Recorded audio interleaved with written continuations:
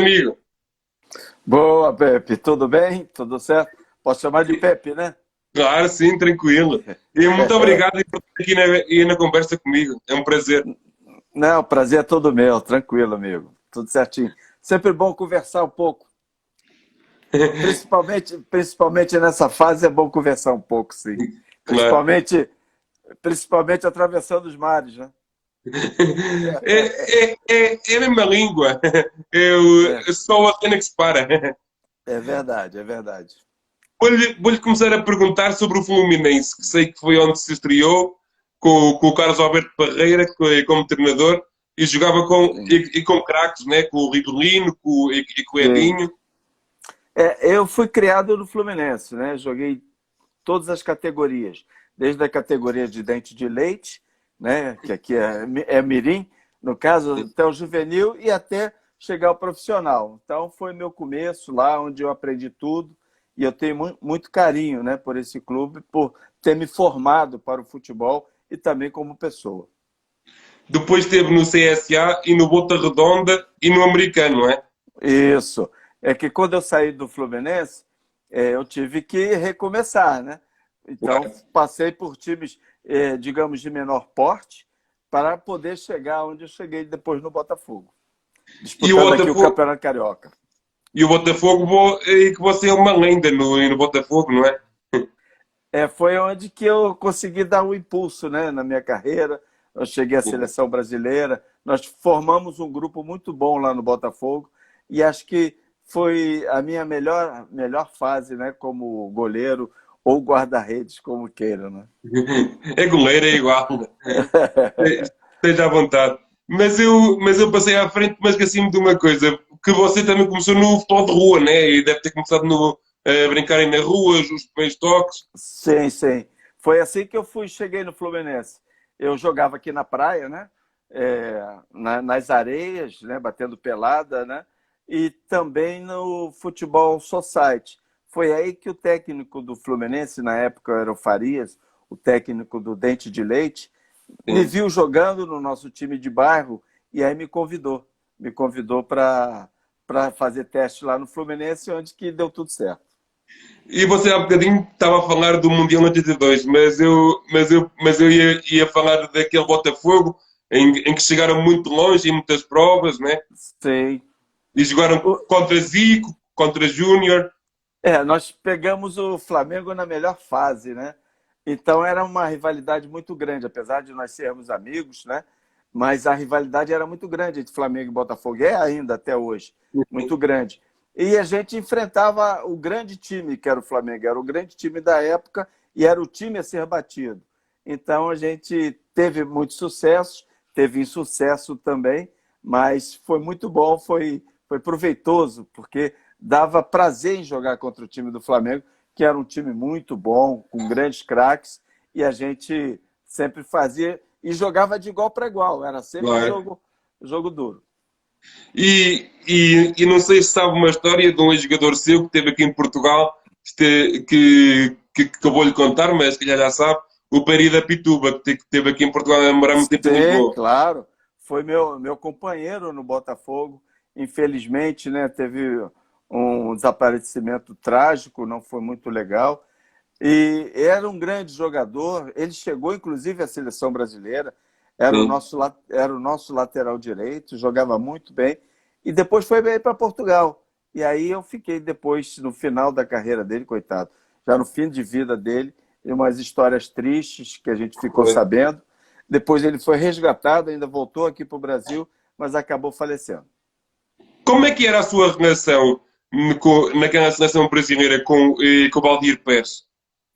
A gente era muito bom. Em 81, 1981, o Botafogo estava em excelente fase e eu fui convocado pela primeira vez para a seleção brasileira, para uma excursão à Europa, onde que a gente Sim, enfrentou a Itália, lá em Wembley, a França, no Parque dos Príncipes, e a Alemanha, em Stuttgart.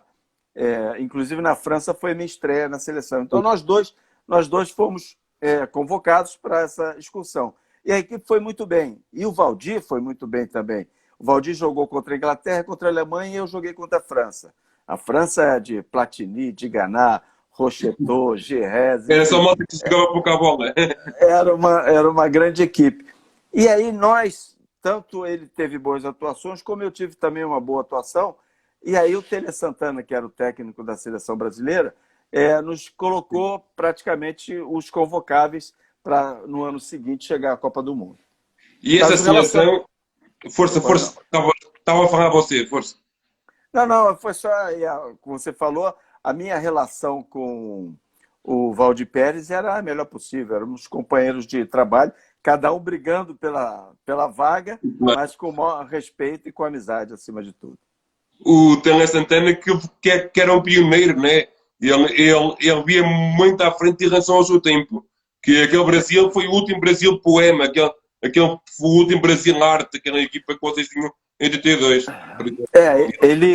Ele dava muitas opções táticas para a equipe, mas dava liberdade aos jogadores também.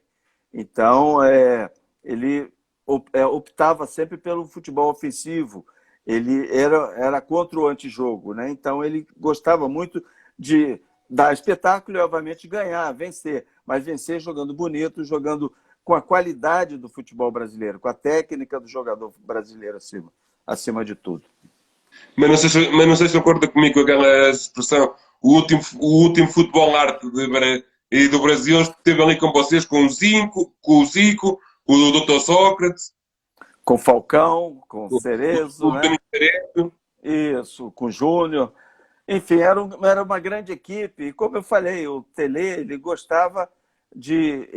Ele dava liberdade para os jogadores criarem as jogadas, né? Então, era um futebol muito, muito bom. E o Jorge Jesus, hoje em dia, é o técnico português que está aqui no Sim. Flamengo, ele está, né, mais ou menos, guardando as devidas proporções, apresentando uma maneira de jogar como a de 82, como o Brasil jogava. Jogadores sem posições fixas, tudo mais, que nada mais é do que o futebol moderno. Futebol em que não existe posições fixas. Existem posições que você pode, durante o campo todo, você se movimentar, desde que você tenha um bom trabalho tático para suprir essas ausências quando você sai da sua posição. Sim, sim. Até isso tem a ver com as dinâmicas e com a ideia de jogo do treinador, não é? Sim, Os ensinamentos, porque o jogador aí não é andómada, não vive só no local. O 4-4-2, isso depois desdobra-se em muitos movimentos, não é? sim, sim. É o futebol moderno, de que você tem a oportunidade de você sair da sua posição e fazer outras posições, enfim. É um jogador que se adapta facilmente. Por isso, e para você fazer esse tipo de jogo, você tem que ter qualidade, você tem que ter habilidade para poder fazer esse tipo de sistema, pra usar esse tipo de sistema. Acha que naquela altura do Botafogo ficou a faltar uma Libertadores à vossa equipa? Sim, porque, como eu falei, na época o nosso time era bom, nós chegamos em terceiro lugar no Campeonato Brasileiro, mas o Flamengo ganhava tudo na época, era difícil. E na época, você, para participar da Libertadores, só existia uma vaga, era uma vaga só. E era a Era assim, vaga para o campeão brasileiro. E o Flamengo estava na nossa frente, a gente não teve essa oportunidade. e como é que era jogar no Maracanã? Poxa, eu, como garoto, era o sonho de qualquer garoto, né? De ser jogador profissional, ser jogador de futebol e jogar no Maracanã. Eu cheguei na época, o Maracanã ainda não tinha as cadeiras, né? Então, eu cheguei a jogar no Maracanã, em clássicos e tudo mais, um público de 150 a 180 mil pessoas. É uma coisa que hoje é praticamente inviável, né? Isso assim é que tinha interesse, né? O futebol assim é que era mais apaixonante e mais desafiante, era com esse ambiente. Sim. E aí tinha ah, o, o, o estádio do Maracanã, tinha arquibancadas, as cadeiras e tinha a geral, que a gente chamava era a área popular, né? E que era todo um charme, dava todo um charme para o futebol. A gente sempre gostava muito, as tardes de domingo eram muito boas. Eu tenho muita Depois, lembrança. depois do Botafogo, esteve no Goiás também, América do Isso, Rio de Janeiro e depois o Vasco. sim. E aí foi onde que Eu saí do Botafogo, fui para o Goiás, fiquei apenas 3 meses no Goiás. O Goiás queria fazer uma apresentação no Campeonato Brasileiro com um goleiro, ex-goleiro de seleção brasileira. Então eu fui lá, fiquei pouco tempo, fiquei só apenas 3 meses. E aí quando eu voltei no América, joguei o Campeonato Carioca, e aí depois o Vasco quis me contratar e foi legal. Eu fui para o Vasco, joguei um ano, e aí encerrei a carreira. Quando eu encerrei a carreira no América, eu encerrei a carreira com idade ainda para dar continuidade. Mas eu, como estava fazendo, eu estudava, eu sou formado em economia, na época eu já fazia faculdade. E aí eu optei, porque achei que ali era o melhor momento para eu recomeçar uma nova vida. Foi onde que eu recomecei agora na minha área empresarial. Mas antes disso ainda teve no beach soccer também. Paralelo a isso, quando eu parei de jogar futebol profissional, teve uma seleção de Master que era da TV Bandeirante aqui, do Luciano do Vale, que a gente também jogou. Era uma seleção que tinha Luiz Pereira, Rivelino, o Zico, enfim, grandes jogadores. Era só a malta que jogava pouco a bola. Jogavam pouco eles. E aí isso foi até começar o futebol de areia, quando a gente começou uma nova história. E aí, paralelo a isso, eu já estava trabalhando aqui numa empresa de comércio exterior, onde que eu trabalho hoje. E aí eu uni as duas coisas. Eu praticava futebol, já que não era um futebol profissional, na realidade, né? Então dava para fazer as duas coisas. Trabalhava e também jogava. E lhe perguntar como é que foram os primeiros tempos do futebol de praia, que você foi um dos pioneiros e na modalidade. Junto com o Zico, o Júnior, ele criou o esporte junto com o amigo dele, Giancarlo Signorini, que era um ítalo-americano, e eles criaram e chamaram, e aí o Júnior chamou os amigos, né, que a gente estava acostumado a jogar futebol aqui na praia, futebol de areia. Então chamou o Cláudio Adão, chamou o Edinho, e também o Júnior Negão, né, já com os jogadores especificamente da praia, mas também com ex-jogadores. E aí partimos para uma nova aventura. Era um grupo de amigos que se uniu para jogar uma nova modalidade. E deu certo, né? Foi muito legal. E chegou a vir aqui jogar a Portugal, os mundialitos, né? Com a nossa seleção portuguesa. Claro. Com o Mágico, né? Todos eles. Eu peguei a primeira seleção portuguesa, inclusive. E foi muito interessante, porque foi graças a um amigo meu brasileiro que trabalhava e morava aí em Portugal, que ele formou a primeira seleção portuguesa. Eu lembro que era o Samuel, que era um amigo nosso aqui daqui de Vitória, no Espírito Santo, onde eu moro. Ele falou, já o futebol de areia já estava avançando. E ele falou, poxa, legal isso, eu vou fazer um evento em Portugal. E ele chamou o Eric, que era um amigo dele, junto com o Américo, formaram a primeira seleção e formaram o primeiro, e foi onde teve o primeiro mundialito lá em Figueira da Foz. Lembro também que quando, na época da estreia, antes da estreia, do lançamento do mundialito em Portugal, eu e o Cláudio Adão, nós fomos convidados para participar. Aí nós estivemos no Cassino Estoril, no restaurante lá em Sintra, enfim, foi uma grande festa. E, para minha surpresa, Portugal formou uma excelente seleção e sempre foi a seleção que rivalizava com a seleção brasileira. Quantas e quantas vezes em Figueira da Foz. Todo ano a gente ia para Figueira da Foz e era uma festa, né? Uma verdadeira festa mesmo na cidade. Sabe que eu sinto falta aí desse mundialito da Figueira da Foz. Agora vejo o futebol de praia, mas já não é a mesma coisa. Eu, quando era miúdo, era pequenino, via o futebol de praia, os bons tempos, e do Negão, e do Benjamin, do Jorginho. Aqueles 15 dias, e que acho que aprendiam mais as pessoas a ver, e do que o futebol de praia aí prende hoje. Não sei se tem essa ideia também. Eu também tenho ideia. Se modificou muito, né? O futebol de areia se profissionalizou. Hoje os jogadores são basicamente profissionais, vivem do futebol de areia. E assim como tudo na vida, avançou fisicamente, tudo mais. Então hoje não tem muito espaço para aquelas jogadas plásticas que se fazia anteriormente. as jogadas pelo alto, tudo mais. Hoje é muito mais dinâmica, muito mais de marcação, e talvez o espetáculo não seja mais o mesmo, né?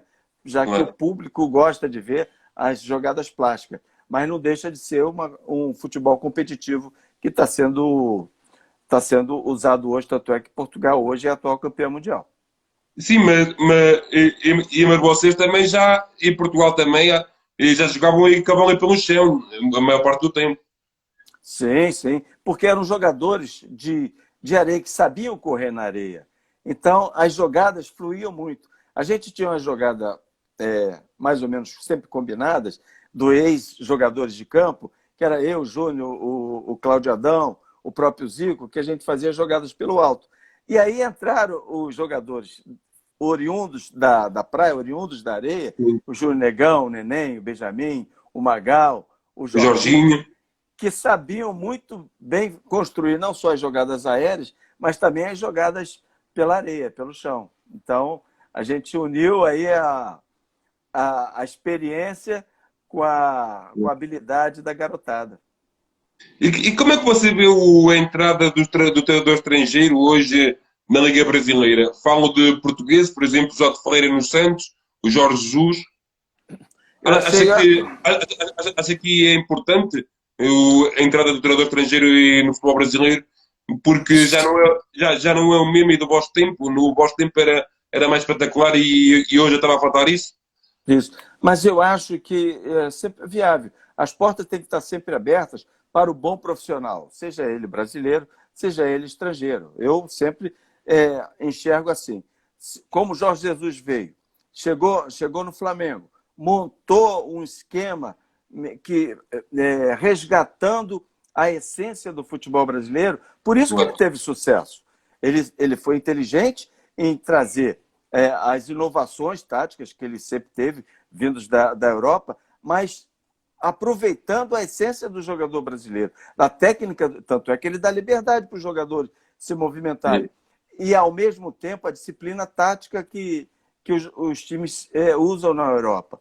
Então, quer dizer, o bom profissional ele tem lugar em qualquer parte do mundo, desde que seja inteligente e saiba utilizar bem os seus jogadores.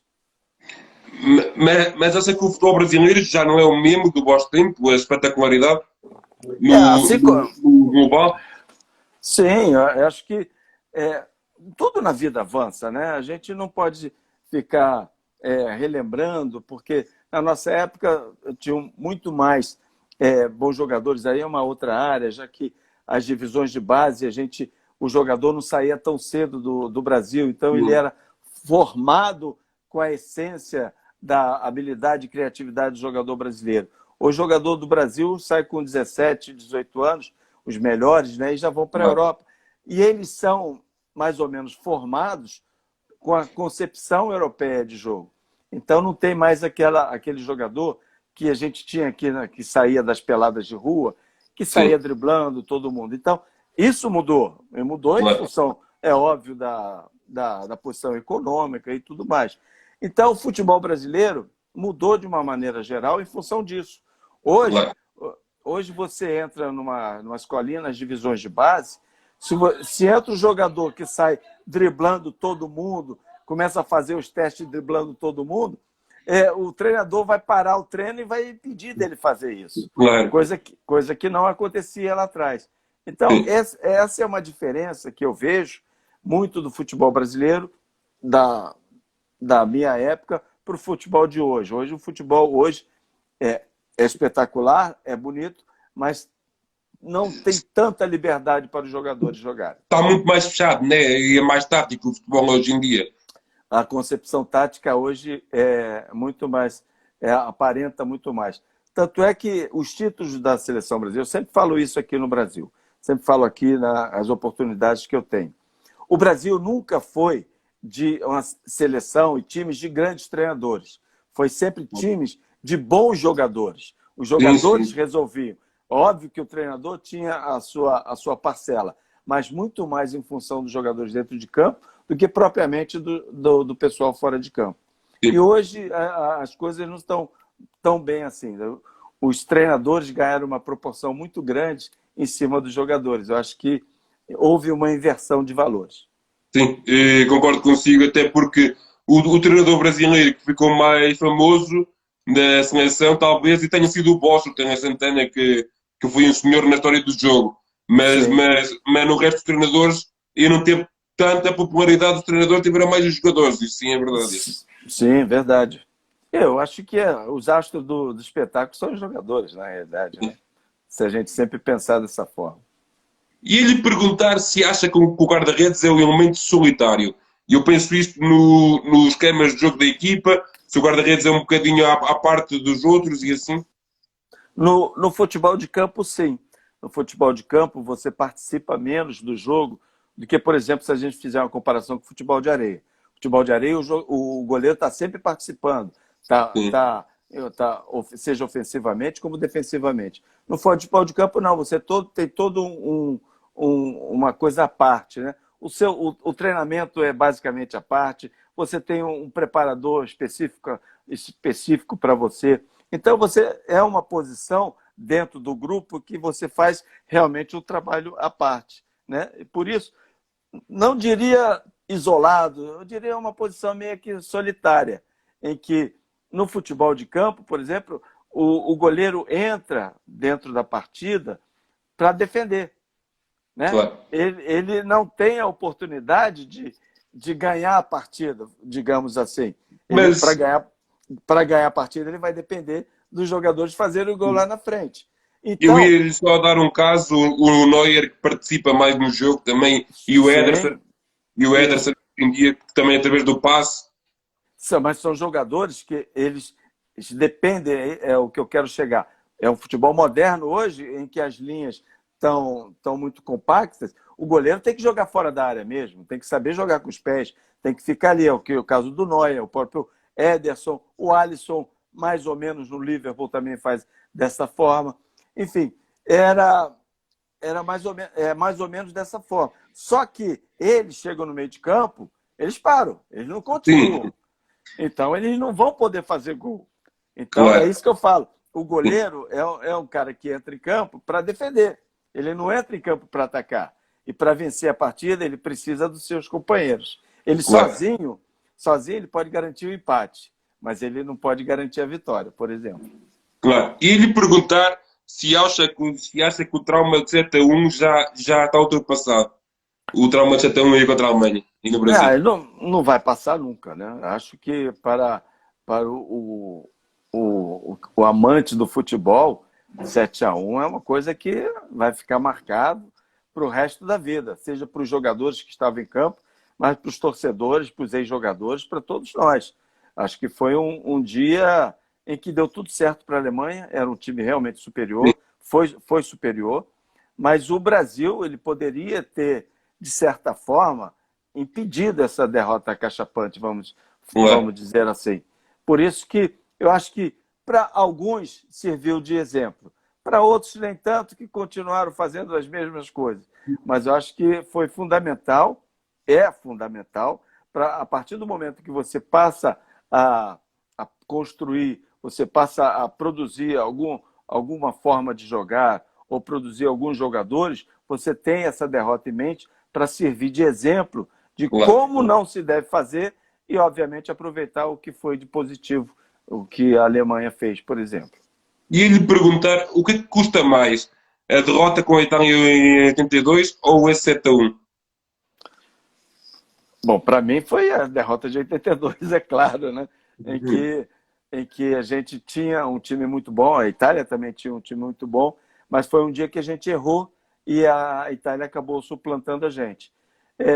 E foi uma derrota numa Copa do Mundo, né? Mesmo, basicamente numa mesma fase. A gente tinha condições de avançar e até de ser campeão. E, para mim, pessoalmente, foi de 82. Mas, como amante do futebol, a de 7-1 me serviu para criar algumas ideias na cabeça, que coisas que até então não tinha. E qual foi aquele jogador que lhe fez sonhar quando era menino? Bom, eu gostava muito do goleiro Andrada, que era um goleiro argentino que atuava no Vasco da Gama. Sim. E ele tinha mais ou menos o meu porte. E eu estava começando a jogar nos dentes de leite e tudo mais, e eu achava que a forma como ele agarrava e tudo mais era muito interessante. Tanto é que, às vezes, eu ia para o Maracanã, ficava atrás do gol do Vasco, só para assistir ele jogando. E, para mim, ele foi um parâmetro na minha carreira, com certeza. Pelo menos no início da carreira. Né? E qual é que é o guarda-redes que mais gosta atualmente? O goleiro que mais gosta? Bom, no Brasil ou no mundo? No mundo é o Neuer, né? É o E pode ser no Neuer Brasil?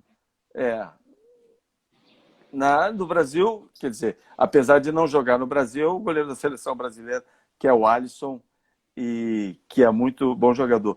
Eu tenho também um ídolo, não só no esse Andrada, que foi o meu perfil, mas Sim. meio que contemporâneo meu, era o Predómio, que foi o goleiro do Do Benfica. Benfica. Um belga, um goleiro muito bom, que eu sempre via jogar também, e era meu contemporâneo. A gente, mais ou menos, era meio que parecido também na forma de jogar. E como é que vê a seleção brasileira atualmente com o Tite? Eu acho que precisa ter sempre um plano B. O Tite tem uma forma de jogar, ele dá liberdade também para os jogadores, mas coisa que eu senti falta, por exemplo, na última Copa do Mundo na Rússia, foi uma forma, no jogo contra a Bélgica, ter uma outra opção. E o Brasil não tinha uma outra opção da maneira de jogar. Eu acho que o Tite precisa encontrar isso, outra maneira, já que os jogadores são bons. A gente tinha uma ótima seleção brasileira, era um ótimo time. Só que se perdeu numa forma de jogar da Bélgica, coisa que nós acostumávamos sempre a jogar atacando. Quando a É dar gente show de pegou bola, era. É dar show de bola, é entreter. isso aí. E a gente pegou a Bélgica nos apertando, atacando com 3 jogadores de frente, e aí que meio que desarticulou a seleção brasileira. Nessa hora que teria que ter um plano B para mudar a forma de jogar dentro de campo. Mas mesmo neste jogo que me está a falar, e eu de vez em quando eu gosto de ir conversar e não estar só a entrevistar, e este jogo aqui a Bélgica, o Brasil dominou o jogo todo, é quase. Que eu lembro que na segunda parte estava a massacrar em cima da Bélgica, só que não É, conseguiram marcar. o problema é que sofreu os 2 gols e aí ficou difícil para você É, reverter. Né? A Bélgica, depois que fez os gols, se fechou. E aí o Brasil não teve a tranquilidade, teve até a oportunidade de fazer o gol. Mas o Courtois estava num excelente dia, fez grandes defesas, mas o Brasil ficou, principalmente no primeiro tempo, pecou, e eu acho que a derrota foi mais em função da atuação no primeiro tempo do que no segundo. No segundo a gente teve chance, mas não conseguimos. eu muitas vezes até falo aqui com amigos brasileiros e assim, que se fosse um campeonato, se em vez de forem eliminatórias de quem perde sai fora, se fosse um campeonato, acho que o Brasil tem a melhor equipa de todas. Porque quem tem Neymar, quem tem Coutinho, quem tem Gabriel Jesus, Firmino, são máquinas. Pois é, são bons jogadores. Você vê que a gente tem qualidade. Resta ao treinador dar liberdade para esses jogadores jogarem. Ou então, criar sistemas para que se abram os espaços para esses jogadores poderem flutuar. Por exemplo, o Neymar. Neymar é um excelente jogador, certo? Ele não Sim. pode jogar fixo numa só posição. Ele tem que flutuar ali pela Neymar, acho que o Neymar lhe falta a cabeça de vez em quando. falta foco profissional para ele. Excelente jogador e tudo mais. Se ele tivesse o foco profissional, por exemplo, que tinha um Zico. Era melhor que tudo já. Sim, sem dúvida, eu não tenho dúvida disso. Mas é isso, o Brasil precisa criar conteúdo para que esses jogadores possam fazer o seu melhor. A gente precisa de um treinador que extraia o melhor de cada jogador. Você citou grandes jogadores que nós temos, que são grandes jogadores nos seus clubes, né? São jogadores de ponta nos seus clubes, mas que chegam na seleção brasileira, ficam meio que presos em certos sistemas táticos que aí não funciona muito bem. Sim, porque eu muitas vezes digo, o melhor avançado que eu vejo atualmente é o Firmino. Só que na seleção ele não faz a mesma coisa que fazem no Liverpool, por exemplo. No Liverpool, o avançado que vem atrás apoiar, que é para o Salah e o Mané marcarem. E é o que E falta na aí, seleção. e no Liverpool ele tem grandes jogadores que justamente abrem o espaço para ele, para o Mané atuar, né? Enfim, são jogadores importantes e aí entra o dedo do técnico que sabe montar uma equipe também, né? E aí é meio que covardia. Porque no clube ele está no dia a dia, né? Diferente da seleção brasileira, em que se apresenta uma semana, treina e vai jogar. No clube ele está durante todos os Sim, dias, diariamente, e que ele pode conversar com os outros jogadores e combinar a melhor forma, né? Porque é muito importante isso. Às vezes o treinador te dá uma função tática, mas é importante você chegar para o seu companheiro, se ele acha que é legal também, a melhor forma dele jogar. Por exemplo, do ala, do lateral, de fazer os cruzamentos. O jogador de área, se ele prefere a jogada no primeiro pau, no segundo pau, como é que ele gosta da bola vir. Isso é muito importante e sim. existia há algum tempo atrás da gente conversar. Oh, você, como é que você prefere receber essa bola? Você prefere receber de costa para o gol ou de frente para o gol? Isso, às vezes, vale mais do que propriamente uma função que o treinador te dá, né? De você conversar com os seus pares para que possa fluir bem o futebol dentro de campo. Ele é um pouco parecido com o Benzema no Real Madrid, com o Benzema que apoiava muito o Cristiano Ronaldo. Exatamente. Porque se você enxerga que o jogador tem um potencial, você como jogador, você está enxergando que ele tem um potencial, por que não você, de certa forma, você sair um Claro. pouco de cena para deixar ele fluir, né? Isso, às vezes, é muito interessante. E essas situações, às vezes, dão uma liga que faz o melhor.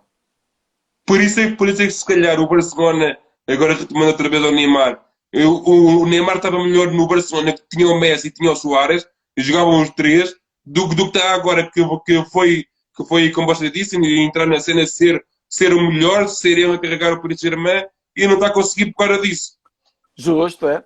E nada melhor que você jogar com seu amigo, você já tem a sintonia dele, né?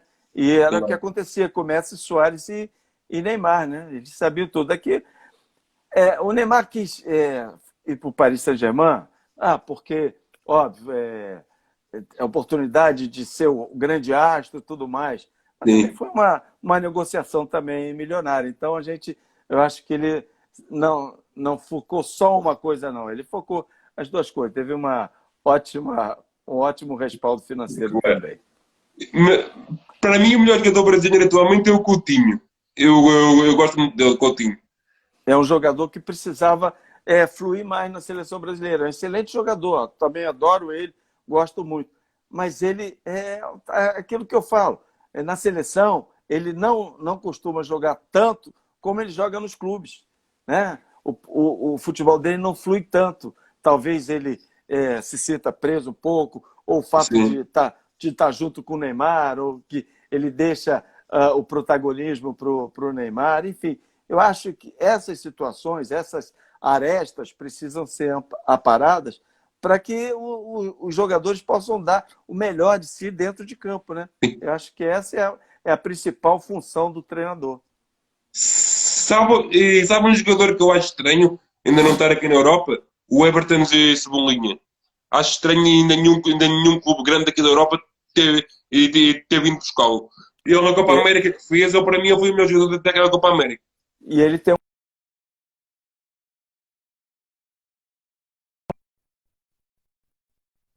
Sim. sai para o jogo, ele sai na diagonal ali da ala esquerda. Então é um jogador super útil, sim, para qualquer time, não só na Europa, mas também aqui no Brasil também. Agora vou-lhe falar mais um bocadinho da sua carreira e lhe perguntar qual foi o momento mais difícil ou mais negativo da sua carreira, se puder apontar um. O negativo quando eu saí do Fluminense. Eu estava na equipe titular, tinha saído do juvenil, tinha ficado no Fluminense e tudo mais, tinha aspirações enormes de seguir, já que eu fui criado dentro do Fluminense. E aí o Fluminense falou: olha, nós temos aqui o goleiro titular, era o Félix, que era da Copa do Mundo. Tinha Sim, outros goleiros, tinha o Wendel, tinha o Renato. Enfim, não tinha espaço para eu jogar.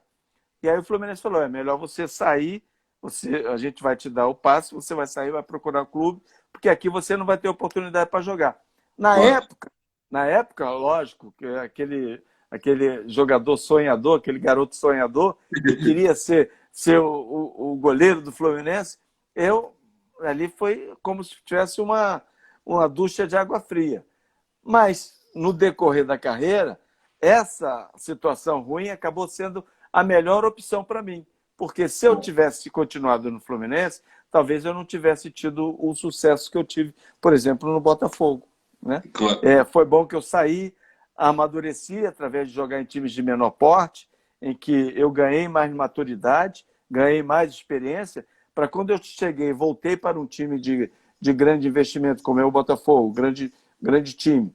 Eu já voltei com experiência e com bagagem para assumir uma posição titular. Então, acho que nada na vida é por acaso. Acho que estava escrito e me serviu muito como exemplo e como oportunidade de vida. Qual é aquele momento que você pensa e fica todo arrepiado só de pensar nele, na sua carreira? Ao dia que eu fui convocado para a seleção brasileira, né? Quando eu vi o meu nome na lista, foi uma questão, porque aí eu volto um pouquinho no tempo. 4 anos atrás, né, 4 anos, eu fui convocado pela primeira vez em 81. Então, Sim, 4 anos atrás, em 78, foi a Copa do Mundo, isso. Eu estava no time, no time do americano.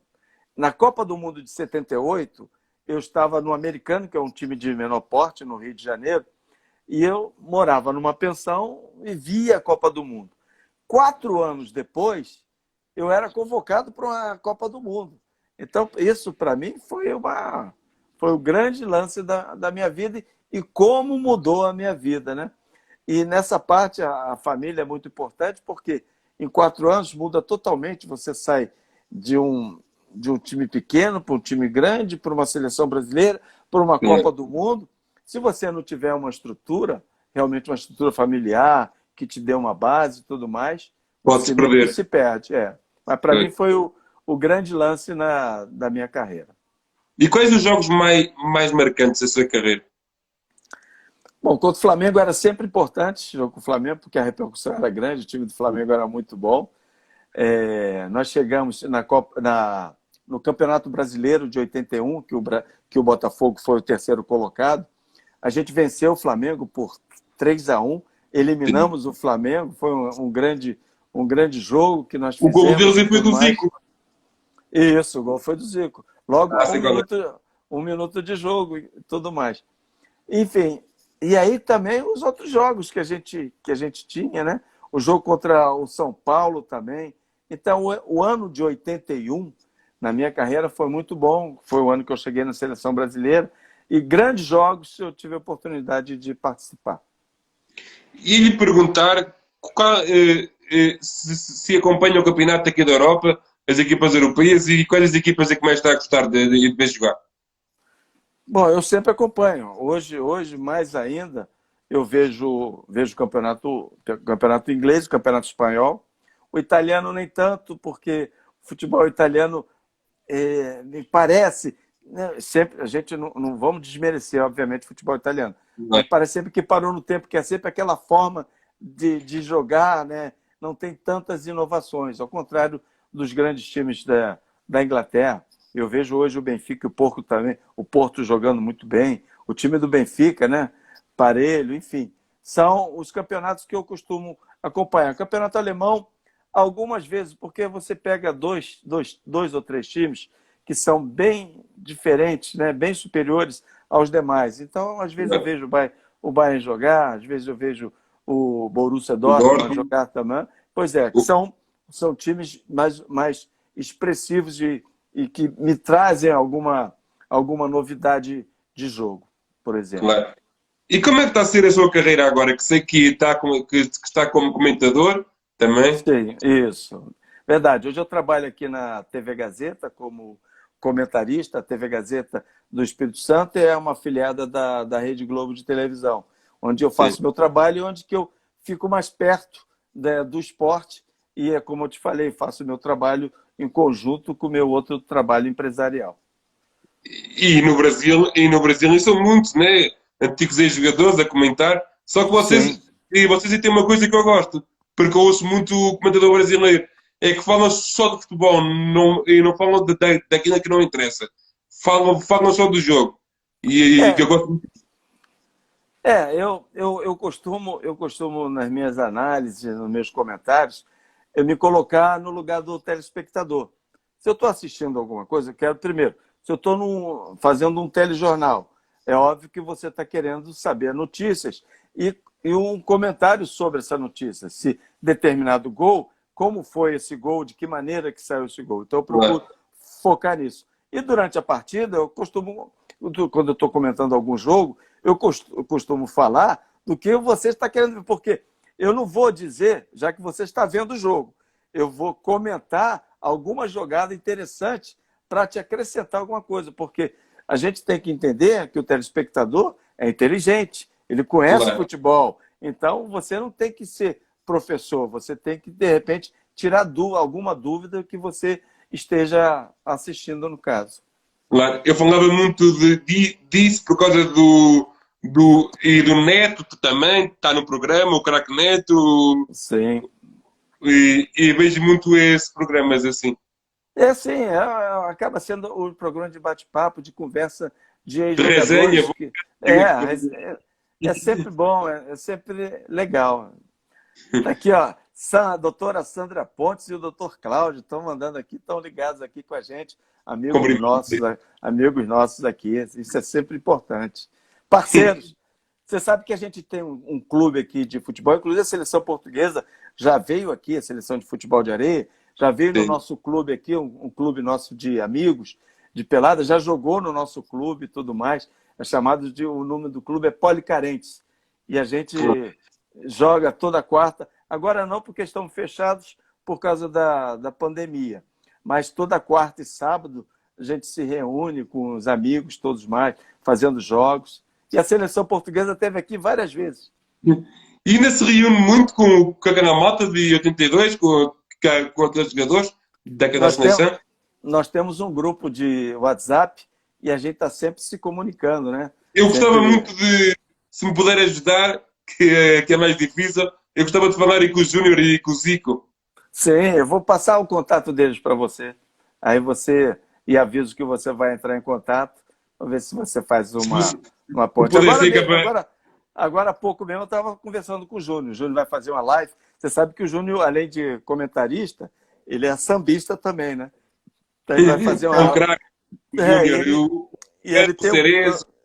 ele tem um grupo de samba Eu agora chamado. nisso casa, eu vi muito a vossa seleção de 82, porque me apaixona aquele estilo de jogo, era de calcanhar, era de qualquer maneira, era chute de bola. Hoje em dia já não vejo isso. Porque os jogadores sabiam jogar e tinham a personalidade de fazer o que sabiam dentro de campo. Não ficavam esperando alguém pedir para fazer ou mandar fazer. Os jogadores tinham personalidade, confiança para exercer e fazer o seu futebol. Na Copa do Mundo, por exemplo, a seleção de 82, várias vezes o Júnior, que era lateral esquerdo, estava lá na frente fazendo jogadas e tudo mais. E, Uhum.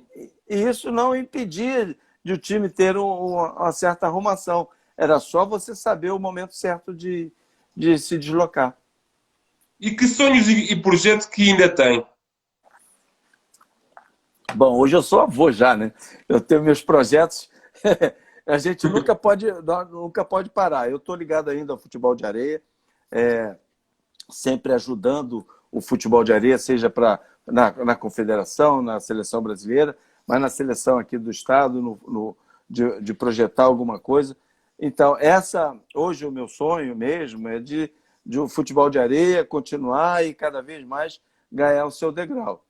E paralelo a isso, eu já como sou avô, eu já estou tentando já a minha netinha e o meu netinho fazer projeções para eles. Acho que é mais importante também nessa era. E lhe pedir uma história engraçada, se nos puder contar da sua carreira. Uma resenha daquelas brincadeiras que vocês tinham na seleção de 82. Isso era muito bom. Na seleção de 82, a gente tinha, por exemplo, o Juninho, que era um zagueiro, e ele fazia imitações, então imitava todo mundo. E era o cara que alegrava a gente, né? Então, em todo grupo, eu acho importante, são grupos, né, geralmente no grupo são pessoas heterogêneas, cada um tem a sua forma de ser, mas você, quando ficávamos juntos muito tempo, então a gente tinha que criar alguma coisa. Então a gente fazia o Jornal Nacional dentro da seleção brasileira.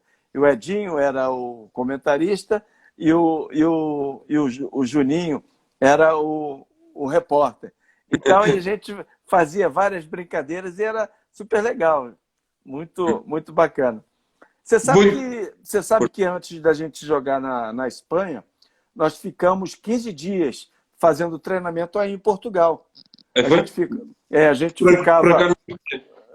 a seleção de 82, nós ficamos 15 dias no Hotel do Guincho, lá em Cascais.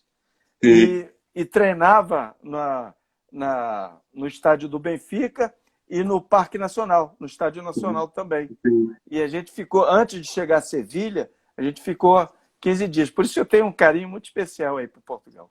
E chegou a jogar e muitos amigos. E chegou a jogar uma vez com as equipas portuguesas ou com a seleção portuguesa?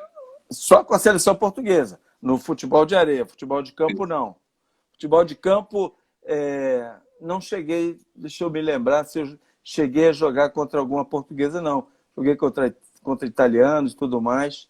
Mas os torneios na Europa que a gente fazia na época, o torneio de Paris, o Ramon Carranza lá da Espanha e tudo mais, geralmente as equipes portuguesas, se eu não me falho a memória, talvez um jogo contra o Sport, mas eu não estou tão lembrado. Faz tanto tempo que a gente também às vezes se perde um pouquinho.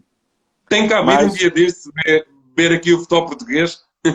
Claro. Eu tive em Portugal, a questão foi um ano atrás, sim.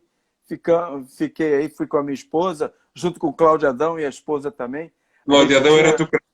Isso. A gente tinha jogado um campeonato em Palma de Maiorca, um campeonato de veteranos, e a gente aproveitou a viagem, ficamos aí uma semana aí em Portugal, fizemos um passeio, fomos a Fátima e tudo mais.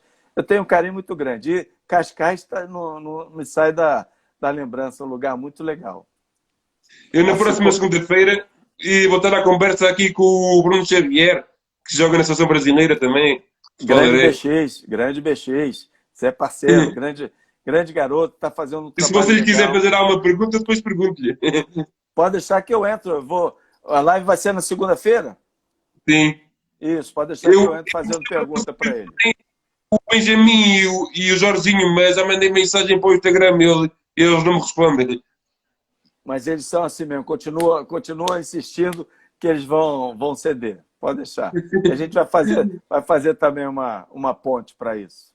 Beleza, amigo? Muito obrigado. E é só perguntar a última pergunta, o que é o futebol para si? Para mim foi tudo. Para mim foi a minha vida, onde que eu construí tudo que eu tenho, graças a Deus, graças ao futebol. Sejam amigos, sejam parceiros, seja na área profissional, enfim. Acho que o futebol permeou minha vida durante todo o tempo e, graças a Deus, eu tive a oportunidade, coisa que grande parte dos garotos brasileiros ou garotos do mundo inteiro tem a vontade de ser, e eu fui agraciado com a minha carreira. Isso, para mim, foi muito importante. Eu consegui chegar ao sonho, eu consegui concretizar o sonho que eu tinha de criança. Claro. E, Paulo Sérgio, um grande obrigado, espero que tenha gostado. Beleza, Pepe. Um abraço enorme. Um abraço em todos aí. Grande abraço. Obrigado. Tchau.